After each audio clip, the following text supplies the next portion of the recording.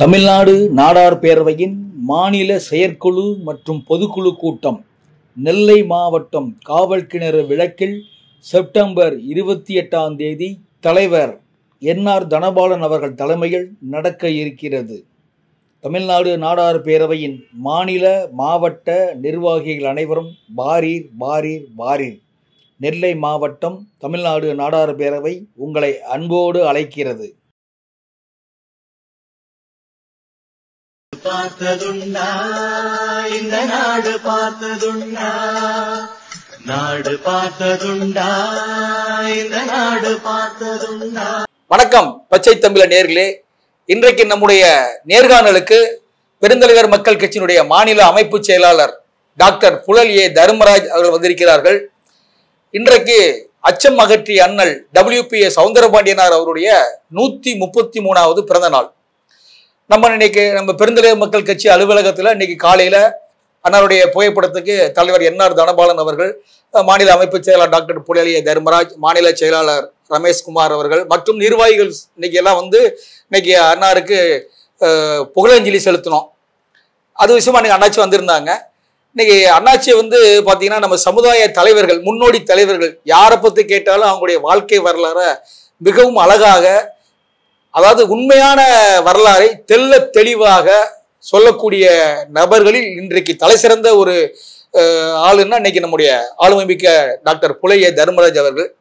அவர்கிட்ட வந்து இன்னைக்கு நம்ம அச்சம் அகற்றிய அண்ணல் WPA சவுந்தரபாண்டியனாரை பத்தி சில விஷயங்களை அவர்கிட்ட கேட்டு தெரிஞ்சுக்கலாம். வாருங்கள். அண்ணாச்சி வணக்கம். அண்ணாச்சி வணக்கம். பச்சை தமிழர் நேயர்களுக்கு வணக்கம்.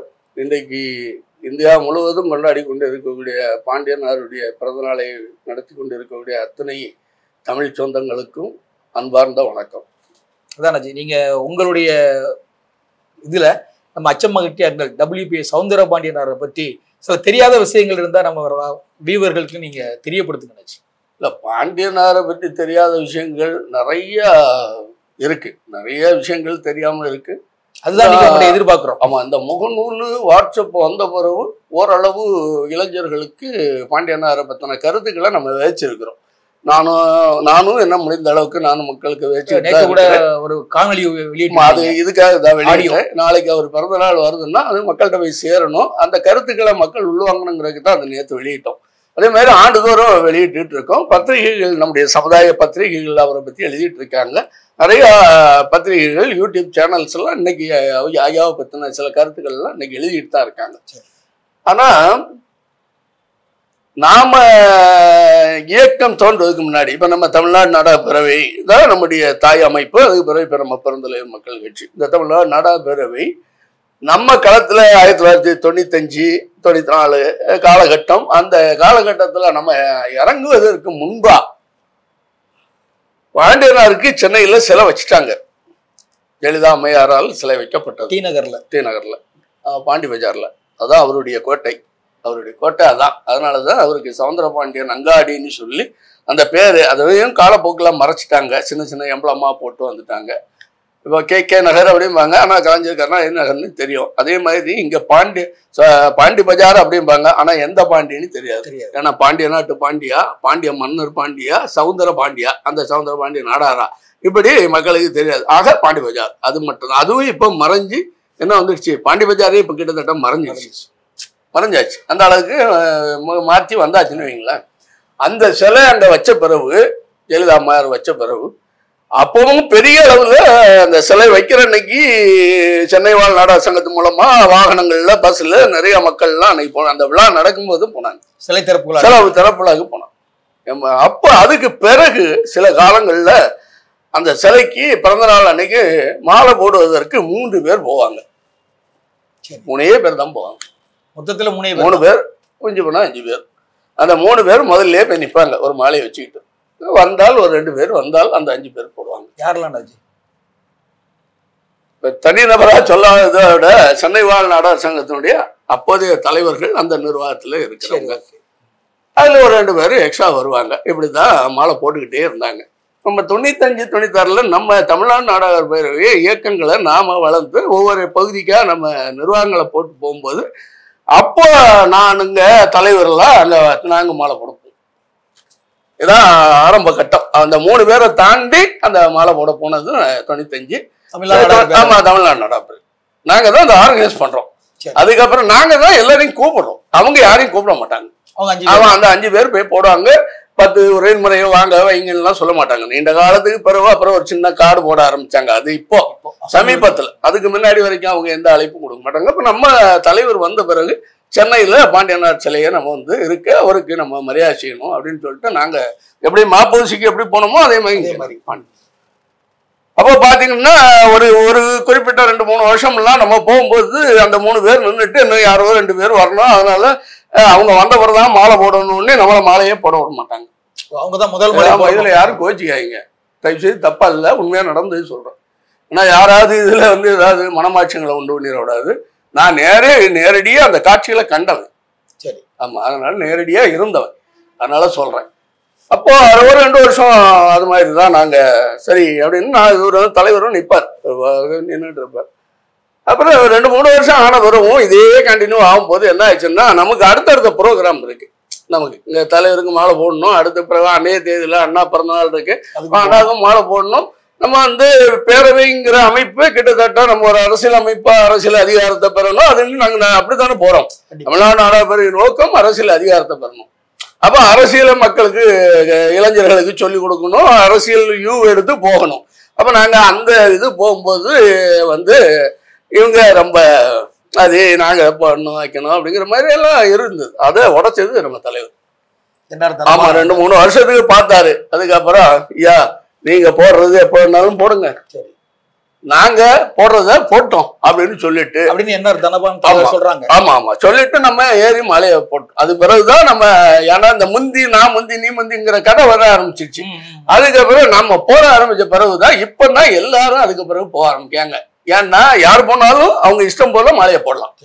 ஏன்னா 3 பேர் நின்றுக்கிட்டு அது 10 மணி 11 மணி வரைக்கும் 2 பேருக்காக நாங்க போட்ட பிறகு எல்லாம் போடணும்னா அது வரைக்கும் எல்லாரும் நிக்க முடியாது. நடக்கிற காரியம். அவங்கவுங்க வியாபாரம் பண்றவங்க வியாபாரி, தொழில் இருக்கு, பேங்க் போகணும், மேட்ரு இருக்குது. காலையில வந்தோமா மாலையை போடணும். தலைவருக்கு 7:30 மணிக்கு மாலை போடுறதுதான் முறை.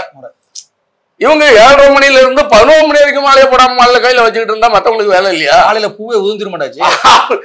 அது நம்ம தலைவர் என்ன பண்ணாரு, 2-3 வருஷம் பார்த்தாரு. அதுக்கப்புறம் அண்ணாச்சி அப்படின்னு பாரு, வாங்க பாரு, நாங்க போய் நாங்க மாலை போட்டோம். இது பிறகு ஸ்டார்ட் ஆயிடுச்சு, எல்லாம் வந்துச்சு. இப்ப இந்த முகநூல் வந்த பிறகு, இந்த வாட்ஸ்அப் முகநூல் வந்தது உண்மையிலே யாருக்கு வளர்ச்சியோ இல்லையோ சமுதாயத்துக்கு நல்ல வளர்ச்சி. அதே நேரத்துல சமுதாயத்துக்கு வீழ்ச்சி அப்படின்னா இந்த முகநூல் வந்த பிறகு சமுதாயத்துக்கு வீழ்ச்சி. இந்த 2 விஷயத்தையும் 2 விதமான செயல்பாடுகளால் 2 நடக்கு. ஒண்ணு உயருது, ஒண்ணு கீழே இறங்குது. அது நடந்துகிட்டு இருக்கு. அப்போ முகநூல் வந்த பிறகு தலைவர்களுடைய செய்திகள் எல்லாமே கொஞ்சம் எல்லாராலையும் பரப்பப்படுது. ஆனா அதுக்கு முன்னாடி யார் பரப்புனா அப்படின்னு பார்க்கும்போது நாம இந்த செய்திகளை மக்களுக்கு கொடுக்குறோம். பாண்டியனாரை பத்தி பேசுறோம், முரசாவரே நம்ம மார்ஷல் நேசமணி பேசுறோம், அப்போசிட் பண்றோம், மேடைகள் இளைஞர்களுக்கு விதைக்கிறோம். கொஞ்சம் கொஞ்சமா இளைஞர்களுக்கு நம்ம கருத்தை விதைக்கிறோம். அந்த மாதிரி விதைக்கப்பட்ட செய்திகள்ல நாங்க மீண்டும் மீண்டும் தலைவரை பற்றி தெரிஞ்சுக்கணும்னு நினைக்கிறோம். இப்போ நீங்க கேட்டீங்கல்ல தலைவர் எப்படி அப்படின்னா, நான் என்ன தலைவர் கூட இருந்தேன் இல்லை. அப்போ நான் தலைவர் எப்படி, அவருடைய செயல்பாடுகள் என்ன அப்படிங்கிறதெல்லாம் நாங்க பல்வேறு வடிவமாக எழுதப்பட்ட பல்வேறு நபர்கள் எழுதப்பட்ட புத்தகங்கள்ல இருந்து எந்தெந்த தலைப்புல எப்படி எப்படி அவருடைய சேவைகள் வந்திருக்குங்கிறதெல்லாம் ஒரு ஆய்வா எடுத்து அதை ஒருங்கிணைச்சு அதை கொண்டு வரோம். அப்படிதான் தலைவரை பற்றி செய்தியை மக்கள்கிட்ட கொண்டு போவோம். இப்போ நீங்க தலைவர் அந்த காலத்துல, அதாவது இப்போ வசதி வாய்ப்பே இல்லாத மக்கள், இன்னும் சொல்ல போனா கல்வி அறிவே இல்லாத மக்கள், பாமர மக்கள், கல்வி அறிவு கிடையாது. அவருடைய காலம் என்ன காலம்? அவர் பிறந்தது 1893, 18வது நூற்றாண்டு. ஆமா, அவரு கோலச்சது 1937 வரை. அவர் வாழ்ந்தது 52 வரை. அவர் மொத்தம் வாழ்ந்தது 60 வருஷம் தான். 20 வருஷம் அவரு திருமண வாழ்க்கை. 20 வயசு வரைக்கும் அவருடைய திருமண வாழ்க்கை, இளைஞர், குழந்தை பருவம், படிப்பு, மனைவி 20 போயிடுச்சு. 20ல இருந்து அடுத்த 20-40 அந்த 20 இயர்ஸ்ல அவர் செய்திருக்கக்கூடிய அரிய சாதனைகள் அப்படின்னு பாத்தீங்கன்னா மிகப்பெரிய சாதனை. ஆமா, அம்பேத்கர் தான் அழைச்சிட்டு வர்றாரு தமிழ்நாட்டுக்கு. முத அம்பேத்கர் தமிழ்நாட்டுல அறிமுகப்படுத்தினதே பாண்டியன் தான். தமிழ்நாட்டுக்கு வாங்க அப்படிங்கிற அவருடைய வரவேற்பு அம்பேத்கர் தமிழ்நாட்டுல கலவுன்றார். புரியுதுங்களா? அப்ப எந்த அளவுல அவருடைய சிந்தனை போயிருக்குன்னு பாருங்க. அப்ப அவருக்கு என்ன வயசு? 20 பிளஸ் அதுல ஒரு 27 வயசு. 27 வயசு ஒரு இளைஞன் எந்த விதமான ஆசாபாசத்துக்கும் ஆட்படலன்னு சொல்றாங்க. எந்த உல்லாச வாழ்வுக்கும் ஆசைப்படலன்னு சொல்றாங்க. அவரை இவ்வளவுக்கும் பணக்கார குடும்பம், எல்லா வசதியும் படைத்த மிகப்பெரிய சொத்துக்காரர், மிகப்பெரிய பணக்காரர், எல்லா வசதியும் படைத்தவர். ஆனால் எந்த விதமான ஆசா பாசத்துக்கும் ஆட்படவில்லைன்னு சொல்றாங்க. அப்ப இளமையில இருந்தே மக்களை பத்தி சிந்திக்கார், தன்னுடைய சமுதாயத்தை பத்தி சிந்திக்கிறார். அது மட்டும் இல்ல, தன்னை சார்ந்திருக்கக்கூடிய மீதி உள்ள ஒடுக்கப்பட்ட மக்களை பத்தியும் சிந்திக்கார். அதுதான் தன்னுடைய சாதி மட்டும் இல்ல, ஒரு சாதி மட்டும் முன்னேறி ஒரு நாடு முன்னேற முடியாது கண்டிப்பாக. அப்போ தன்னோடு இருந்திருக்கக்கூடிய பிற ஒடுக்கப்பட்ட சாதிகள் யாரெல்லாம் பாதிக்கப்பட்டிருக்காங்களோ அந்த மக்களை எல்லாம் கைதுக்கு கொண்டு வரணும்னு நினைக்காரு. அதாவது தாழ்த்தப்பட்டவர் ஒடுக்கப்பட்டவர் ஆதிக்க சக்தினால ஒடுக்கப்படுறாங்க. ஆமா, ஆதிக்க சக்திகள் இருக்கனால தானே அவர் பிராமணர் இல்லாத அமைப்புகளுக்குள்ள போறாரு. பிராமணர்கள் இல்லாத அமைப்புக்குள்ள போக வேண்டிய அவசியம் என்ன வருது? அங்க ஆதிக்கம் இருக்கு. ஆமா, அவங்களாலதான் நாங்க அடிமைப்படுறோம் அப்படிங்கறத ஒரு உணர்றாரு. இன்னைக்கு ஒரு நாடார் உணர்றாங்களா இல்லன்னு எனக்கு தெரியாது. இன்னைக்கு நாடார்கள் எல்லாம் வேற மாதிரி பேசிட்டு இருக்காங்க. பாண்டியனாரே இன்னைக்கு சில பேர் பேசும்போது அவரே திராவிட அப்படி இவரு இப்படி அப்படின்னு தான் பேசுறாங்க. அந்த அன்னைக்கு என்ன நிலைமை இருந்ததுங்கிறத யாரும் ஆய்வு செய்யல. வரலாறு தெரியாம, வரலாறு தெரிஞ்சிருந்தாலும் சில பேர் எதையோ யாரையோ திருப்திப்படுத்துறதுக்காக எதையோ பேசுறாங்க. ஆமா, திருப்திப்படுத்துறதுக்கு தானே பேசுறாங்க. யாரையோ திருப்திப்படுத்தணும்னா யாரையோ குறை சொல்லணும்.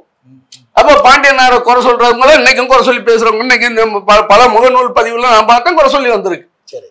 அவர்லாம் ஒன்றும் இல்ல, அவரு அப்படி போயிட்டாரு இப்படி போயிட்டாரு அப்படின்னு எல்லாம் பேசுறாங்க. ஆனா அன்னைக்கு இருந்த அந்த சூழல்ல ஆதிக்க சாதிகளை எதிர்த்து ஒடுக்கப்பட்ட மக்களை எல்லாம் ஒருங்கிணைச்சு யாரு கூட நின்னா இந்த ஒடுக்கப்பட்ட மக்களுடைய வாழ்வு முன்னேற்றம் அடையும் அப்படின்னு அப்படி சிந்திக்கிறார். அந்த சிந்தனையில தான் அவர் அந்த நீதி கட்சி தலைவர்களோட டைப் ஆகுறாரு. நீதி கட்சியுடைய நோக்கம் என்ன? நீதி கட்சியுடைய நோக்கம் பிராமணர்கள் இல்லாத அமைப்பு, வேற எல்லாரும் எங்க கூட இருக்கலாம், ஆனா பிராமணர்கள் எங்க கூட இருக்கக்கூடாது. அதான் நீதி கட்சி. அது நீதி கட்சின்னு சொல்றாங்க இல்லையா? ஆனா மக்கள் மத்தியில அப்போ ஜஸ்டிஸ் கட்சின்னு சொல்லுவாங்க, நாடார் கட்சின்னு சொல்லுவாங்க. ஆமா, அப்பெல்லாம் நீதி கட்சி நாடார் கட்சின்னு சொல்லுவாங்க. அப்ப ஏன்னா அதுல முழு மூச்சா நாடார்கள் தன்னுடைய உழைப்பு தன்னுடைய பணத்தை நீதி கட்சிக்கு செலவு பண்ணாங்க. நீதி கட்சிக்கு செலவு பண்ணதுல நிறைய விஷயங்கள்ல நாடார்கள் முன்ன நின்னாங்க. ஏன்னா நாடார்களுக்கு இந்த பிராமணர்களால உயர் சாதிக்காரர்கள் நாடார்களுக்கு பாதிப்பு இருக்கு இல்ல. அப்ப அதுக்கு ஒருத்தர் நம்மளை பாதுகாக்க வர்றான்னு தெரியும் போது அந்த ஃபண்ட்ஸை நம்ம எங்க ஒதுக்கணுமோ அங்க ஒதுக்குறாங்க. ஒதுக்கி அங்க செலவு பண்றாங்க. நாடார்கள் என்ன நினைப்பாங்கன்னா, நம்மளுக்கு யார் பாதுகாவலனா இருப்பாங்க அப்படின்னு எதிர்பார்ப்பாங்க. பாதுகாவலனா இருக்கவனுக்கு தன்னுடைய பைனான்ஸை செலவு பண்ணுவாங்க. இதானே இது மனுஷன்ல எல்லாருக்கும் உள்ளது தானே. ஒரு காலகட்டம் நீதி கட்சி ஆதரிச்சாங்க, காமராஜர் வரவுக்கு பிறகு காங்கிரஸ ஆதரிச்சாங்க. காங்கிரஸ் உடைய காலகட்டம் மாறி வேற பக்கம் ட்ராக் ஆகும்போது திராவிட கட்சிகளை ஆதரிச்சாங்க. சரி, திராவிட கட்சிகளை ஆதரிச்சாங்க. திராவிட கட்சிகள் நாடார்களை புறக்கணிச்ச உடனே இன்னைக்கு வேற ட்ராக் எடுத்திருக்காங்கல்ல. இன்னைக்கு எல்லாரும் பேசுறாங்கல்ல, சில கட்சிகள் வளர்ந்துருக்கிறதுக்கு நாடார் தான் காரணம்னு சொல்றாங்க.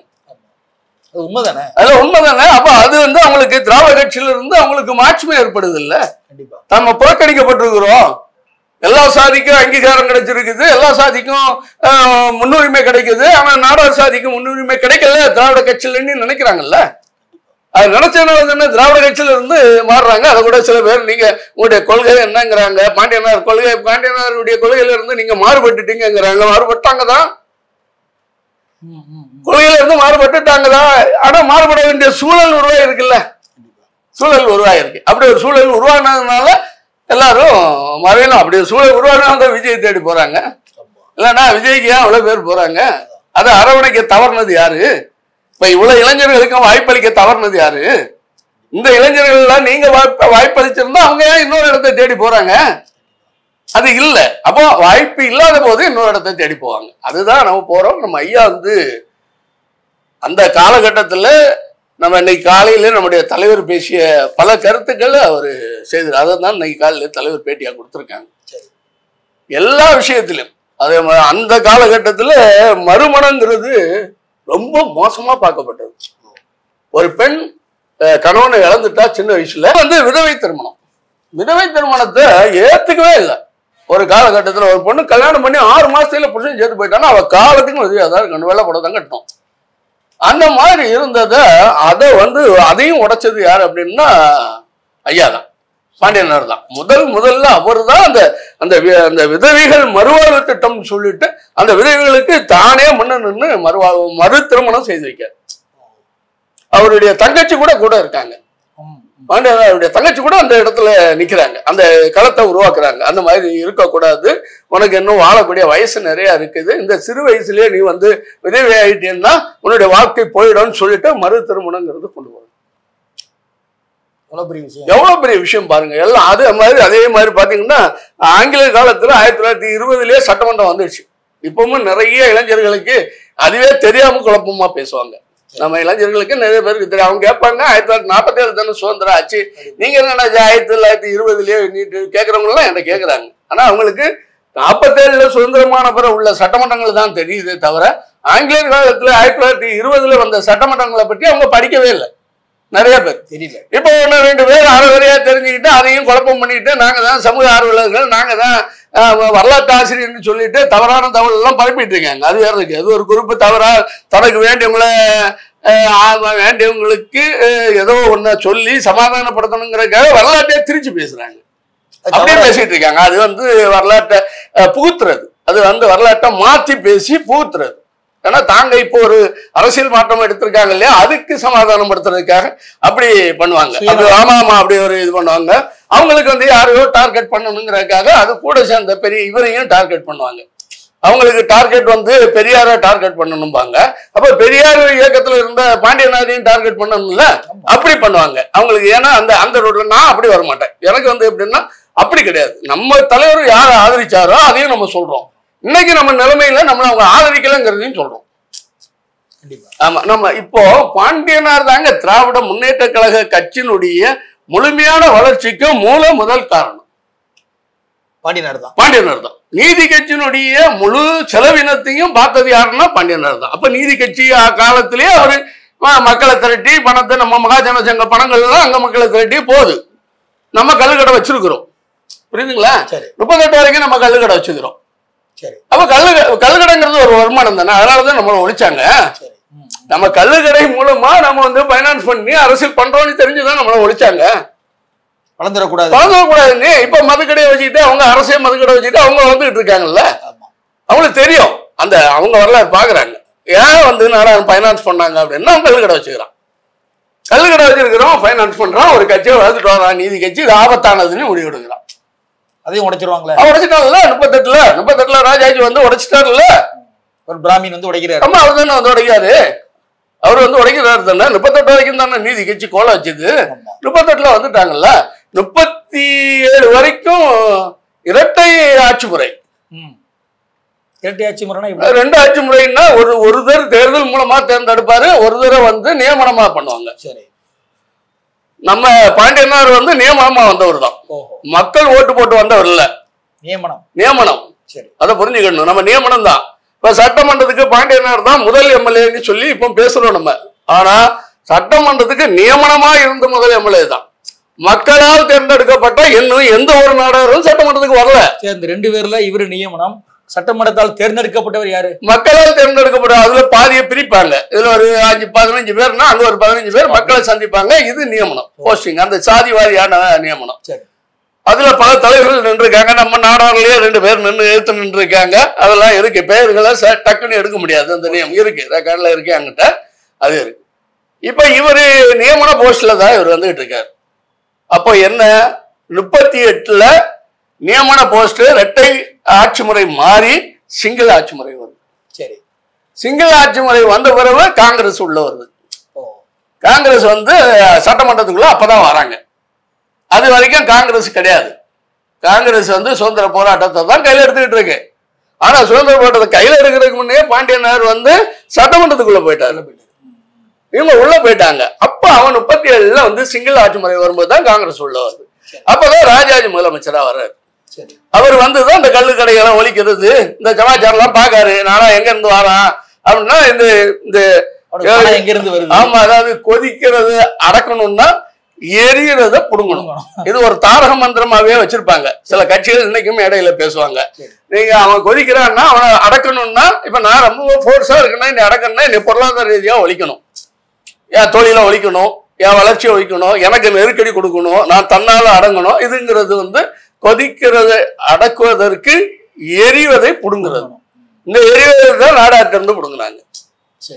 அது 38ல வந்துட்டாரு. 38ல காங்கிரஸ்ல காமராஜர் இருக்காரு.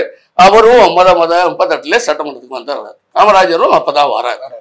ஆமா, சாத்தூர் தொகுதி தேர்ந்தெடுக்கப்பட்டு முதல் எம்எல்ஏவா காமராஜரும் 1930 சுதந்திரத்துக்கு முன்னாடியே காமராஜரும் வந்துட்டாரு எம்எல்ஏவா. நிறைய பேர் என்னவோ சுதந்திரம் வந்த பிறகு 47 பேர் தான் வரலாறே தெரியாம பேசிட்டு இருக்காங்க. காலங்கள் ரொம்ப கடந்து போச்சு, இளைஞர்களுக்கு வரலாறு சரியா பேச தெரியல. இப்போ இவரு முன்னாடியே வந்துட்டார். இதுல இன்னொன்னு பாருங்க, அண்ணா வந்து இவரை விட 16 வயசு கம்மி. யாரை விட?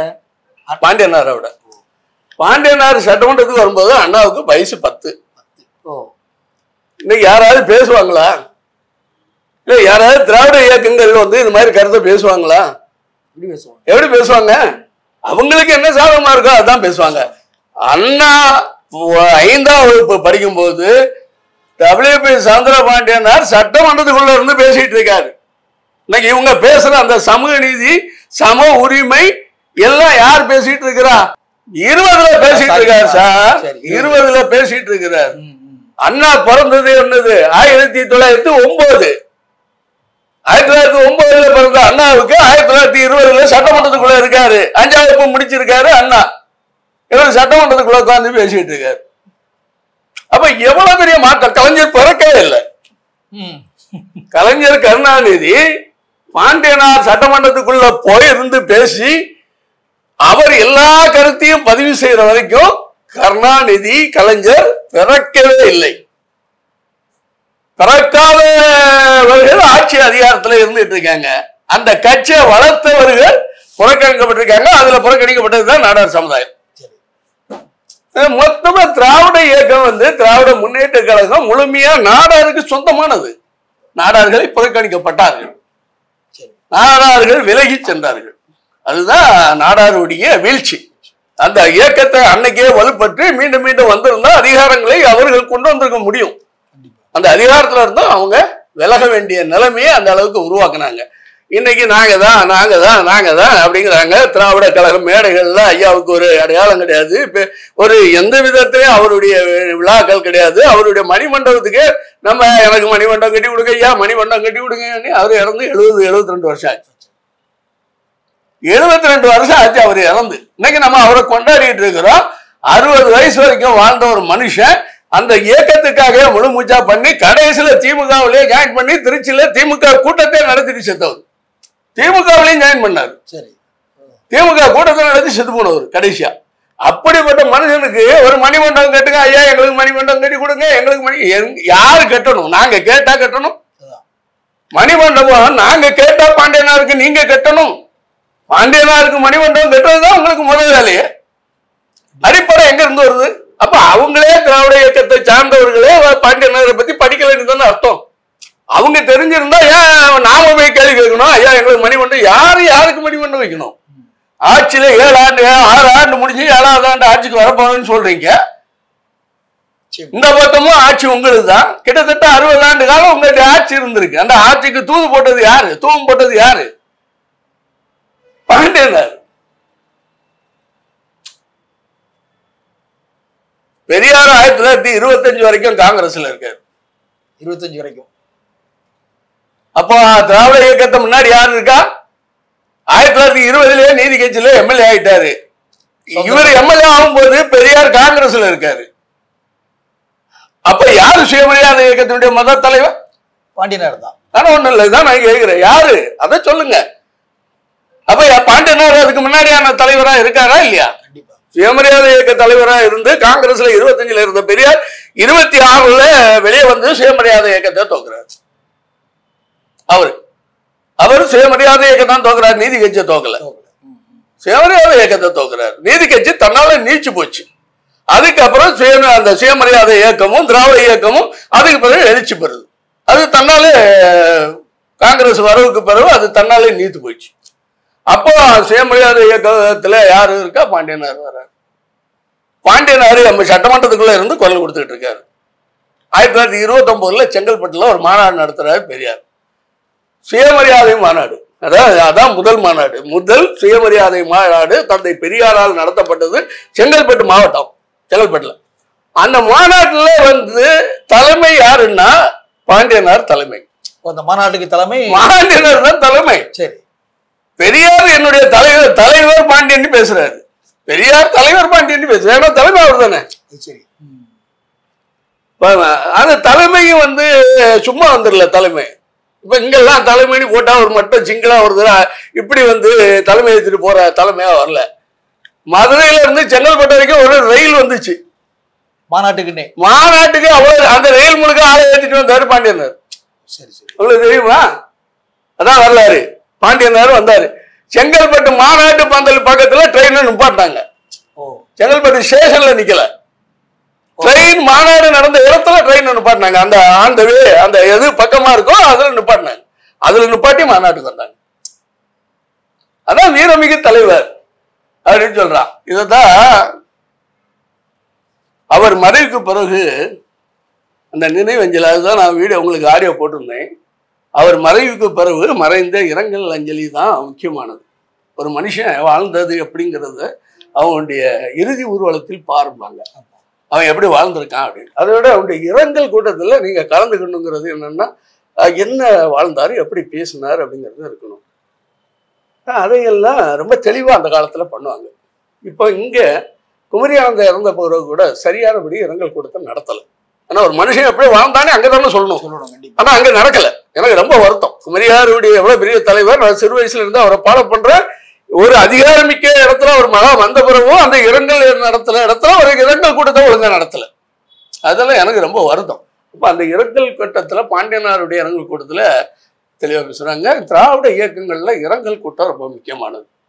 நாங்க நானும் பல மேடைகள்ல பல இரங்கல் கூட்டத்துல நான் கலந்துருக்கேன்.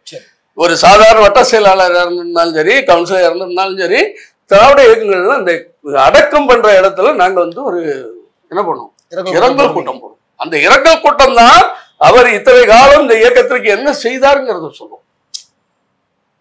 அப்போ அதே மாதிரி அவர் பேசும்போது அப்போ எல்லா தலைவர்களும் பேசுறாங்க. பெரியார் பேசுறாரு.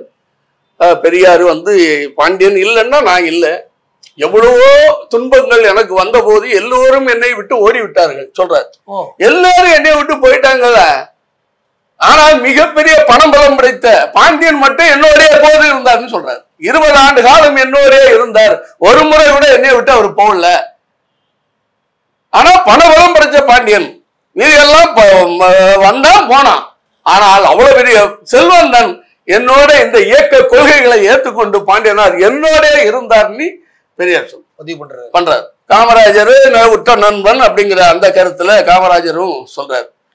இடையில எல்லாரும் பேசி முடிச்சு அண்ணா சொல்றாரு. அண்ணா பேசும்போது அண்ணா தான் என்ன சொல்றாருன்னா, பாண்டியன் என்ற வார்த்தை எங்களுக்கு அச்சத்தை போக்கியதுங்கிறார். நாங்க திராவிட இயக்க கொள்கைகளை மக்களுக்கு எடுத்து சொல்லும் போது அன்றைக்கு இருந்த ஆதிக்க சக்திகள் எங்களை விரட்டி விரட்டி அடிப்பதற்கு முயற்சி எடுப்பார்கள், எங்களை அவதூறு பரப்புவார்கள், எங்களை அவதூறாக பேசுவார்கள். அவர்கள் யாரையோ திருப்திப்படுத்துவதற்காக ஒரு கூட்டம் எங்களை சுயமரியாதை கருத்துக்களை விதைக்க விட மாட்டார்கள். ஆனால் நாங்கள் சுயமரியாதை கருத்துக்களை விதைப்பதற்கு முழு மூச்சா பணம் பலம் எல்லா சக்தியும் கொடுத்தவர் பாண்டியனார் சொல்றாரு. அண்ணா அதுல பேசுறாரு. பெரியாரும் பதிவு பண்ணிருக்காரு, பேரறிஞர் அண்ணாவும் இருக்காரு. அவர் விஸ்வநாதன் அவரு கேட்பவும் பண்றாரு. அவருதான் மூத்த தலைவர், தமிழுக்கு முன்னோடி கேட்பேன். அவரும் சொல்றாரு, அவரும் இதை விடையும் அதிகமா பாண்டியன் இல்லைன்னா இந்த இயக்கம் இல்லை, இந்த பாண்டியனுக்கு முதுகெலும்பா இருந்தது, இந்த இயக்கத்துக்கு முதுகெலும்பா இருந்தது பாண்டியன் அவரும் பதிவு பண்றாரு. அண்ணா இப்ப மற்றவங்க எல்லாம் விடுங்க, அண்ணா திமுக கட்சி நடத்துறீங்க, அண்ணாவுடைய பதிவு பாருங்க. நீங்க மற்றவங்க எல்லாம் விடுங்க, அண்ணா பதிவுல பாண்டியனார என்ன சொல்லியிருக்காரு, இந்த இயக்கம் அவர் இல்லைன்னா இல்லைன்னு சொல்றாரு.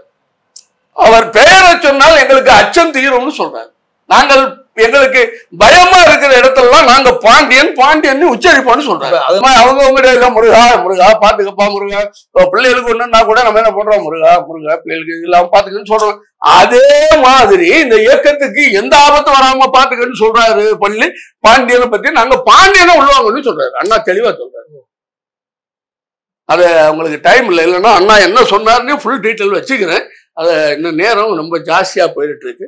இன்னொரு வீடியோவில் சொல்லிச்சேன். நன்றி, வணக்கம். இத்தனை நேரம் ஐயாவை பற்றிய, பாண்டியனார் பற்றிய கருத்துக்களை பேசியிருக்கிறோம். நம்முடைய பெருந்தலைவர் மக்கள் கட்சியை சார்ந்த நிர்வாகிகள், தொண்டர்கள், தமிழ்நாடு நாடார் பேரவையுடைய நிர்வாகிகள், தொண்டர்கள், அது மட்டும் இல்லாமல் தமிழ்நாடு முழுவதும் இருக்கக்கூடிய நாடார் பெருமக்கள், நாடார் இளைஞர்கள், இது போன்ற கருத்துக்களை அனைவரும் எல்லோருக்கும் ஃபார்வர்ட் பண்ணுங்க, ஷேர் பண்ணுங்க, லைக் பண்ணுங்க. பச்சை தமிழனுக்கு எல்லோரும் ஆதரவு கொடுங்க. அது நம்முடைய நாடார் சேனல். நாடார் சமூக மக்களுடைய பல்வேறு விஷயங்களை அது வெளிச்சத்துக்கு கொண்டு வந்து கொண்டு இருக்கிறது. அதற்கு எல்லா நாடார் இளைஞர்களும் முழு ஆதரவு கொடுங்கள் என்று உங்களை அன்போடு கேட்டுக்கொள்கிறேன். நன்றி, வணக்கம்.